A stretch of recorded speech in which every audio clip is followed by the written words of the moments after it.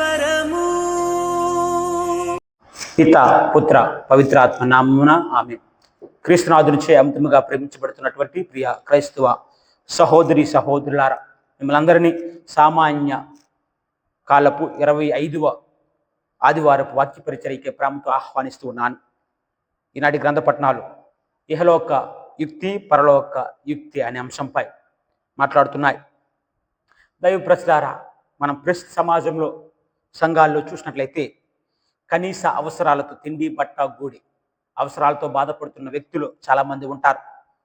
సుఖాన్ని, సంతోషాన్ని, స్వతంత్రాన్ని, చివరికి సొంత ఆరోగ్యాన్ని కూడా లెక్క చేయకుండా పనిచేసినప్పటికీ కూడా వారి యొక్క కుటుంబాన్ని ముందుకు సాగించలేనటువంటి దౌర్భాగ్యులు, నిర్భాగ్యులు చాలామంది ఉన్నారు. మన సంఘంలో పేదలకు జరిగే అన్యాయాలు, అక్రమాలు వర్ణాతీతం. ఎందుకంటే ధనికులు, వర్తకులు, పారిశ్రామికవేత్తలు, రాజకీయ నాయకులు వీళ్ళందరూ కూడా పేద ప్రజలను అన్యాయంగా దోచుకుంటూ వారికి మోసం చేస్తూ వారు పైకి వెళ్ళాలనుకుంటారు. ఇదంతా కూడా ధనం మీద వారికి ఉన్నటువంటి వ్యామోహం ద్వారా లేదా ధనాశ ద్వారా, ధనకాంక్షతో ఇలా వారు చేస్తున్నారు. కాకపోతే ప్రీతమ క్రైస్తవ సహోదరి సహోదరులారా, మనం ఎంత సంపాదించుకున్నప్పటికీ కూడా ఇదంతా కూడా దేవుడిచ్చినదని మనం గుర్తించగలగాలి. ఇది మనకి దేవుడే ప్రసాదించాడని మనం తెలుసుకోవాలి. ఎందుకంటే ప్రీతమ క్రైస్తవ సహోదరి సహోదరులారా, పవిత్ర గ్రంథాన్ని మనం ఒక్కసారి చూసినట్లయితే మనకు తెలియజేస్తుంది. అదేంటంటే, ధనం అనేది, సంపదలు అనేవి దేవుడు నీకు ఇచ్చాడు. కాబట్టి నీకు ఆ సంపదల మీద దేవుడు పాలన అధికారాన్ని, ఎందుకంటే నీకు నిర్వహణ అధికారాన్ని మాత్రమే ఇచ్చాడని వాక్యం మనకు సెలవిస్తుంది. ఆది కాండంలో చూసినట్లయితే 1వ అధ్యాయము 28వ వచనంలో 27వ వచనం మనిషిని చేసిన తర్వాత దేవుడు 28వ వచనం ఏ విధంగా అంటున్నాడు? ఈ పొలమును దున్నమంటున్నాడు, ఆక్రమించుకోమంటున్నాడు, అభివృద్ధి చెందమంటున్నాడు, సంతాన అభివృద్ధితో అంచెలంచెలుగా ఎదగమంటున్నాడు. కాబట్టి ప్రీతమ క్రైస్తవ సహోదరి సహోదరులారా, ఈ వచనము ద్వారా, ఈ మాటల ద్వారా మనకు అర్థమయ్యేది ఏంటంటే, దేవుడు మనకి పాలనా అధికారాన్ని, నిర్వహణ అధికారాన్ని మనకిస్తున్నాడు. ఏది కూడా మన సొంతము కాదు. నీకున్న ఆస్తి కావచ్చు, నాకున్న ఆస్తి కావచ్చు, అంతా కూడా దేవునికే చెందినది. మన సొంతదంటూ ఏమీ కూడా లేదని మనం తెలుసుకోవాలి. ఇంకొక వచనం ద్వారా మనము అర్థం చేసుకోవాల్సిన అంశం ఏంటంటే, ఆది కాండము 2వ అధ్యాయము 15వ వచనంలో నరుని చేసిన తర్వాత ఏదోను వనములో నరుని పెట్టి ఆయనకు సాగు చేయుటకును అదేవిధంగా కాపలాదారునిగా నరుణ్ణి దేవుడు నియమించాడు అని మనకి బోధించడం చూస్తున్నాం. అంటే ఈ దేవుడే నరునికి యొక్క అధికారాన్ని ఇచ్చాడని మనం తెలుసుకోవాలి. అవును ప్రీతమ క్రైస్తవ సహోదరి సహోదరుల, కాకపోతే మనిషి మాత్రం దీనిని మరచి నాది, నాకు, నేనే అనే ఆలోచనలో జీవిస్తున్నాడు, ముందుకు సాగుతున్నాడు. చివరికి ప్రకృతిని, దేవుడు సృష్టించినటువంటి ప్రకృతిని నాశనం చేస్తున్నాడు. తనలో తృప్తి కానీ సంతృప్తి కానీ లేకుండా కావాలి కావాలి అని ముందుకు వెళ్తున్నాడు. కావున ప్రీతమ క్రైస్తవ సహోదరి సహోదరులారా, మనం ఎంత ఉన్నప్పుడు కూడా, ఎంత సంపాదించినప్పుడు కూడా మన ఆలోచన సరళి ఏ విధంగా ఉన్నది? దేవునిక మొదటి స్థానం లేదా ద్రవ్యమునక, మనం సంపాదించుకున్న సంపదలక? ఒకసారి ఆత్మపరిశీలన చేసుకోవాలి. ఈనాటి మొదటి పట్టణాన్ని మనం ఒకసారి గమనించినట్లే ప్రీతమ క్రైస్తవ సహోదరి సహోదరులారా, ఆమోసు గ్రంథం తీసుకునబడింది. ఇక్కడ ధనికులు, వర్తకులు పేదవారిని ఏ విధంగా మోసం చేస్తున్నారో అనే అంశాన్ని మనం వింటున్నాం. పూర్వవేదంలో 8వ శతాబ్దంలో ఆమోసు ప్రవక్త వెలిశాడు. ఆ కాలంలో ప్రజల్లో చాలా సాంఘిక దురాచారాలు తీవ్రంగా జరుగుతున్నాయి. అవినీతి, అక్రమాలు, ధనికులు పేదవారిపై దౌర్జన్యం చేస్తున్నారు. కాబట్టి అలాంటి సందర్భాల్లో ఈ పేదల యొక్క ఆర్తనాదాలను దేవుడు ఆలకించిన తర్వాత ఆమోసు ప్రవక్తను పంపిస్తున్నాడు. వారందరినీ ప్రవక్త ద్వారా ఈ విధంగా హెచ్చరిస్తున్నాడు. బలహీనులను వేధించేవారులారా, దేశములో ఉన్నటువంటి పేదలను హింసించే వారులారా, నా సందేశాన్ని ఆలకించండి. ఎందుకంటే అమావాస్య ఎప్పుడు గడిచిపోతుందా అని ఆలోచిస్తున్నారు. మీ ధాన్యపు కొట్లను విప్పి అమ్మడానికి విశ్రాంతి దినం ఎప్పుడు గతించిపోతుందా అని ఎదురు చూస్తున్నారు. ఎందుకంటే మీ గోధుమలను పేద ప్రజలకు అమ్మి డబ్బును సంపాదించాలని అక్రంగా మోసం చేస్తూ దొంగపు తూకపురాలతో వీటిని నమ్మి మీరు డబ్బులు సంపాదించుకోవాలనుకుంటున్నారు. కాబట్టి మీరు జాగ్రత్తగా ఉండాలి. ఎందుకంటే ఇశ్రాయేలు దేవుడైన ప్రభు ప్రమాణం చేయుచున్నాడు, వారి యొక్క చర్యలను ఎప్పుడైనాను మర్చిపోవుట కుదరదని ఆమోస్ ప్రవక్త ద్వారా ప్రభు తెలియజేస్తున్నారు. అవును ప్రీతమ క్రైస్తవ సహోదరి సహోదరులారా, ఈ గ్రంథంలో విన్నటువంటి ఈ ధనికులు కావచ్చు, ఈ వర్తకులు కావచ్చు, ఇజ్రాయేల్ ప్రజలకు చెందినటువంటి వారు, వీరందరూ కూడా సాబత్తు రోజును ఆచరిస్తున్నారు. ఎందుకంటే దేవుడు 6 రోజుల్లో సృష్టిని చేసిన తర్వాత 7 రోజున ఆ రోజును 7వ రోజును పవిత్రపరచి పరిశుద్ధపరచి విశ్రాంతి దినముగా ప్రకటించాడు. కాబట్టి దేవునికి చెందినటువంటి రోజు. అదేవిధంగా అమావాస్య అనేది ఆ నెలలో మొదటి రోజుల్లో వస్తుంది. కాబట్టి వారందరూ కూడా ఆ రోజు ఏం చేయాలంటే శాంతి మైత్రిత బలులను వేలయందు బోరలు ఊదుతూ ప్రభుతో వారు చేసుకున్నటువంటి వడబడిక మరొకసారి గుర్తు చేసుకుంటూ వారికి ఈ విధంగా గుర్తు చేస్తున్నారు. దేవుడు తమకు చెందినవాడని, నేను సర్వేశ్వరుడని, మీ దేవుడినని వారు తెలుసుకోవాలి. ఆ అంశాన్ని వారికి తెలియజేస్తారు. కాబట్టి ఈ రోజుల్లో వారు మోసే ధర్మశాస్త్రాన్ని లేదా మోసే చట్టాన్ని వారు పాటించినప్పటికీ కూడా వారు నిజంగా వారి యొక్క మనస్సులో వారి యొక్క మెదలో మెలిగే అంశాలు ఏంటంటే, ఈ రోజులు ఎప్పుడు వెళ్ళిపోతాయా, మనం ఎప్పుడు వ్యాపారాలు మొదలుపెట్టి అన్యాయంగా అక్రంగా ప్రజలను మోసగించి డబ్బులు సంపాదించుకోవాలా అనే ఆలోచనలో వారు ఉన్నారు. కాబట్టి ఇది సరైనది కాదని వారికి ప్రభువు బోధిస్తున్నాడు. కాబట్టి ప్రీతమ క్రైస్తవ సహోదరి సహోదరులారా, ఇలాంటి దురాశ అనేది దుఃఖమునకు చేటని, వారు ఇలాంటి ధనం మీద వ్యామోహం ఉన్నవారు నాశనం అవుతారని ప్రభు వారికి తెలియజేస్తున్నాడు. ఒకరోజు ప్రీతమ క్రైస్తవ సహోదరి సహోదరులారా, ఒక రాజు దగ్గరికి ఒక వ్యక్తి వచ్చాడట. తనకి భూమి కావాలన్నాడట. అయితే రాజుగారు అన్నారంట, అబ్బాయి నీకు ఒక మనవి చేస్తున్నాను, ఏంటంటే ఒక రోజు సమయాన్ని నీకు ఇస్తాను.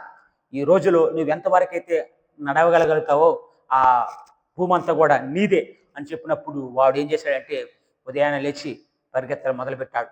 నీరు తాగలేదు, ఆకలేసినప్పుడు కూడా అన్నం తినలేదంట. అన్నం తింటే ఈ సమయంలో 3-4 ఎకరాలు భూమిని మనం కవర్ చేయొచ్చు అని చెప్పేసి ఇంకను పరిగెత్తున్నాడు.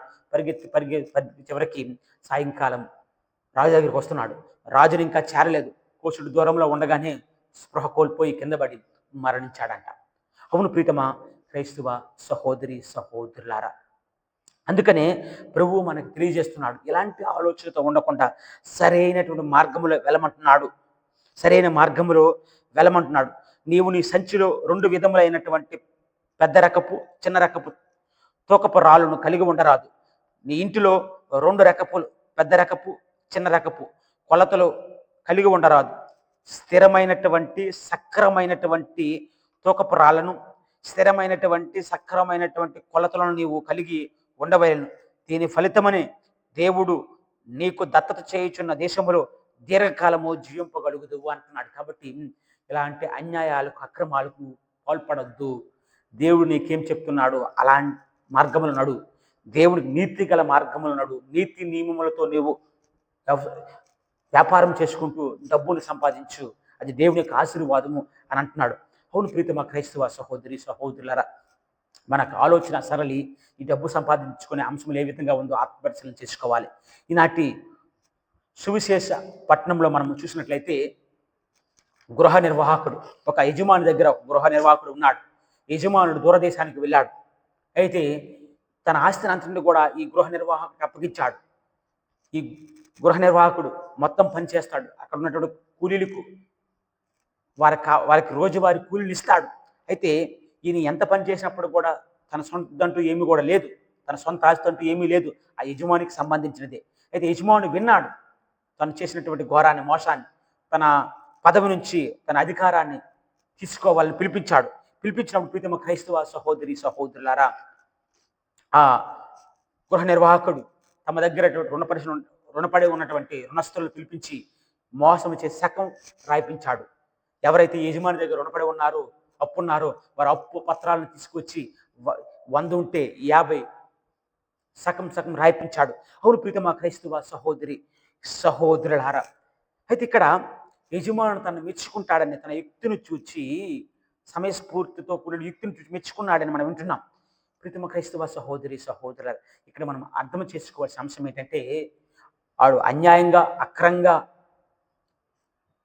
యజమాని మోసం చేసిన దాన్ని యజమానుడు ఏ విధంగా మెచ్చుకుంటాడు, క్రీస్తు ఏ విధంగా ఈ ఉపమానం ద్వారా ఆ గృహ నిర్వాహకులు మెచ్చుకుంటాడనే అంశం అక్కడ కాదు ముఖ్యం. ఎందుకంటే ఆయన సమస్ఫూర్తిని బట్టి అక్కడ ఆ ఉన్నటువంటి ఆ ఉపమానంలో ఉన్నటువంటి గృహ నిర్వాహకుడు తనకు జరగబోయే ఆ ప్రమాదాన్ని ముందుగానే పసికట్టి పరిష్కారాన్ని, ఆ సమస్యకు పరిష్కారాన్ని ఎదుర్కొన్నాడు. స్వర్గములో సంపదను సంపాదించుకోవటానికి తన దగ్గర ఉన్నటువంటి సంపదల ద్వారా స్నేహితులను ఏర్పరచుకున్నాడు. అవును ప్రీతమ క్రైస్తవ సహోదరి సహోదరులారా, మంచి యుక్తితో, సమయస్ఫూర్తితో, మంచి తెలివితేటలతో తనకు స్నేహితులను ఏర్పరచుకున్నాడు. కాబట్టి దేవుడు మనకిచ్చినటువంటి అధికారం కావచ్చు, దేవుడు మనకిచ్చినటువంటి సంపదలు కావచ్చు, ఈ సంపదల ద్వారా పేదలకు ఉపయోగపడాలంట. ఈ సంపదల ద్వారా అనాథులను, అభాగ్యులను ఆదుకోవాలట. ఈ విధంగానే మనం స్వర్గములో సంపదలను దక్కించుకుంటామని ఈనాటి సువిశేష పట్టణం ద్వారా తెలియజేస్తున్నాడు. ఇంకొక అంశం ఏంటంటే, లోక సంబంధమైన విషయాలు పట్ల అంత తెలివిగా, యుక్తిగా ఉన్నప్పుడు పరలోక సంబంధమైన విషయాల గురించి, ఆధ్యాత్మికమైనటువంటి కార్యాల గురించి, విషయాల గురించి ఇంకెంత ఎక్కువగా నువ్వు ఆలోచించాలి, యుక్తిగా ప్రవర్తించాలని ప్రభువు మనకి తెలియజేస్తున్నాడు. కావున ప్రీతమా క్రైస్తవ సహోదరి సహోదరులారా, 1 తిమోతికి రాసిన లేఖ 6వ అధ్యాయం 17వ వచనం చూసినట్లయితే, ఇహమందు ధనవంతులైన వారు గర్విష్ఠులు కాకుండా అస్థిరమైనటువంటి ధనముల యందు నమ్మకం ఉంచకుండా మీరు సంతోషంగా ఉండుటకు ఉదార స్వభావముతో ధారాళంగా మీకు దయచేసినటువంటి దేవుని యందు నమ్మకం ఉంచమంటున్నాడు. మీకు దేవుడిచ్చినటువంటి ఈ అనుగ్రహాల ద్వారా, ఈ సంపదల ద్వారా మంచి పనులు చేస్తూ సత్కార్యాలతో ధనవంతులుగా ఉండండి, ఉదార బుద్ధితో ప్రవర్తించండి అంటున్నాడు. ఇలా మీరు చేసినప్పుడు నిజమైనటువంటి జీవితమును సంపాదించుటకు, రాబోయే కాలమునకు దృఢమైనటువంటి పునాది గల ధనమును మీరు కూడబెట్టుకుంటారని, మీరు దేవుని యొక్క బహుమానాన్ని పొందుతారని 19వ వచనంలో పునీత పౌలు మహర్షి ద్వారా క్రీస్తు ప్రభు మనకు తెలియజేస్తున్నాడు. అవును ప్రీతమ క్రైస్తవ సహోదరి సహోదరులారా, దేవుడు మనకిచ్చిన దాని నుండి ఇతరులకు, పొరుగు వారికి ఇవ్వాలి. కారణం దేవుడే చెప్తున్నారు కదా, మీ దేవుడైన ప్రభువును పూర్ణ హృదయముతోను, పూర్ణ మనసుతో, పూర్ణ ఆత్మతో, పూర్ణ శక్తితో